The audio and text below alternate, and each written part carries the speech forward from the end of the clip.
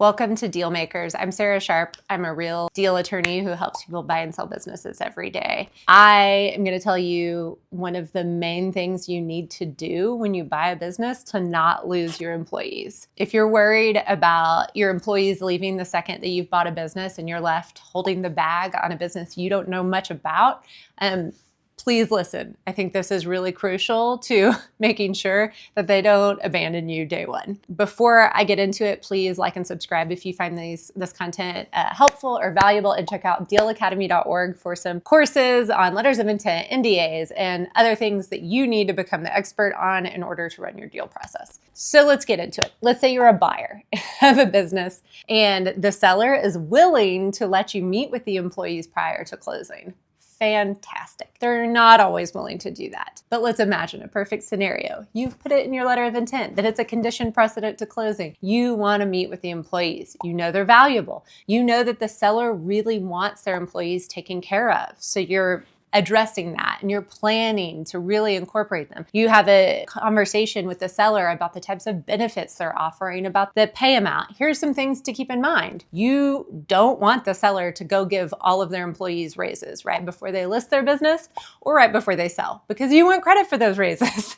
You're going to have to pay them, so you might as well get the credit. So as soon as you start talking to your seller, if they comment on raising rates or bringing people up to market, put the kibosh on it. Say, no, I've got that covered. You just leave them right where they are. That's my suggestion, unless you're working with something really unique. So let's say you're meeting with the employees and you're saying, I'm the new buyer. I'm going to be running this business. The number one thing you have to look out for is making sure that none of those employees wanted to buy the business. I have heard from so many different brokers and people on the sidelines of deals that if you have an employee who had designs on buying the business but didn't get to, you're completely dead in the water with that employee and maybe the business as a whole. So it's a huge red flag to look out for. And a lot of times people ask it at the very front end. First call, is there anyone who wished they could have bought the business who's working for you? I have done a lot of deals where the son or daughter works for the firm, and sometimes the parents decide not to sell to that person. That's a really tricky thing to step into.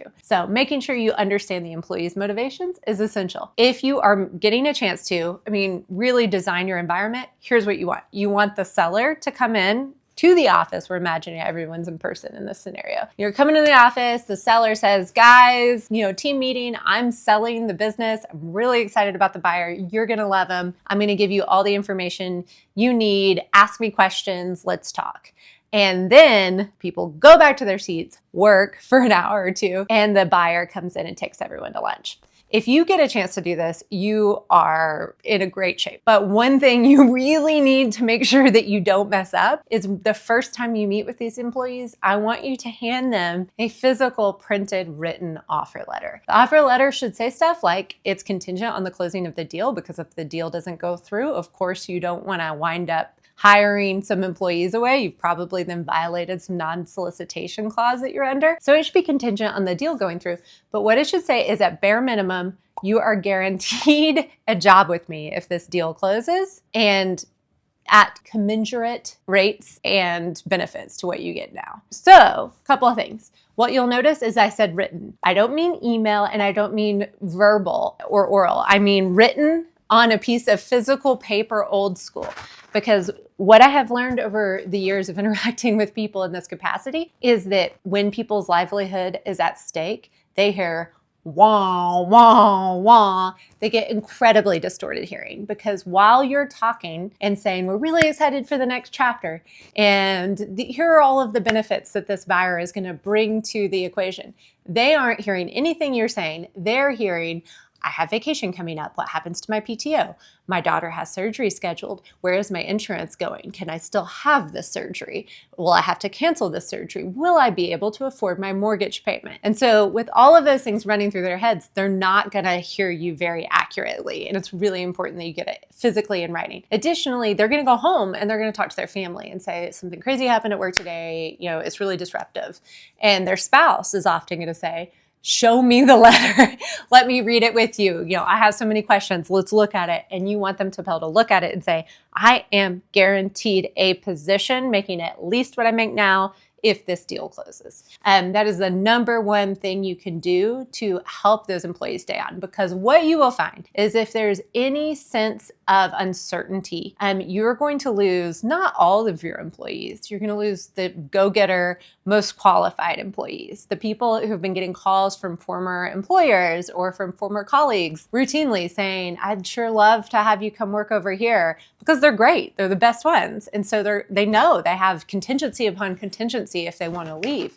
They're going to start returning those calls if you give them any sense of uncertainty, and they're going to get scooped up, and you're going to be left with the not top 10% of the employees. So that is the number one way to make sure that you retain your employees after closing.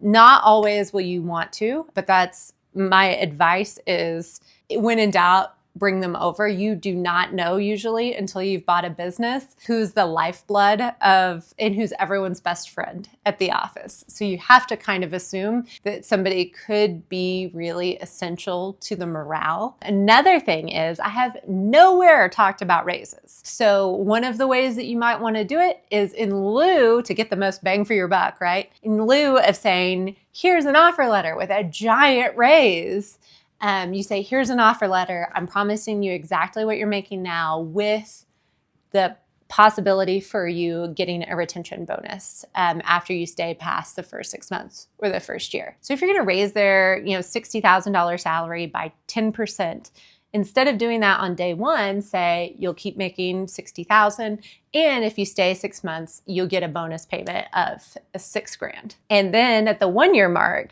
all of a sudden you have some room to say, you're great, here's an increase in your salary on a go forward basis. It's the same amount of money spent, but it's way more likely to be impactful and to encourage people to stay through that transition during those really finicky times when you especially need them to not have disruption. So if you found this valuable, please like and subscribe, engage with the content. Check out dealacademy.org for some courses on how you can become the expert in all of this, and check out the next video.